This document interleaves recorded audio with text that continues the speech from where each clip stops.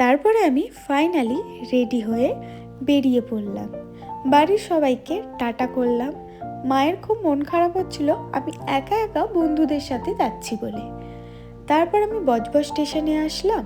ওখান থেকে যাব আমি শিয়ালদা স্টেশনে। এসে সায়নিদি অদিতিদির সাথে দেখা হলো।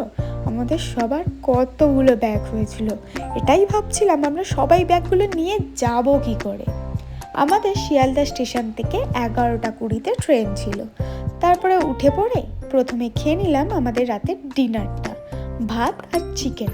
তারপর আমরা সবাই এক এক করে শুয়ে পড়েছিলাম, কারণ রাতে তো ঘুমাতে হবে, অন্তত চেষ্টা তো করতে হবে। ট্রেনে কারোরই সেইভাবে ঘুম হয় না, আমারও হচ্ছিল না, তাই মাঝে মাঝে একটু ভিডিও করে নিচ্ছিলাম, কারণ আমাকে তো ব্লগ বানাতে হবে না। তারপর আমি পৌঁছেও গেলাম এনজিপি। তারপর ওখান থেকে আমাদের গাড়ি দাঁড়িয়েছিল, সেই গাড়ির উদ্দেশ্যে আমরা যাচ্ছিলাম। তারপরে আমি আমার বন্ধুদের সাথে কেমন ঘুরলাম আর কি কি করলাম, এই ভিডিওগুলো দেখার জন্য প্লিজ পরের ভিডিও দেখো।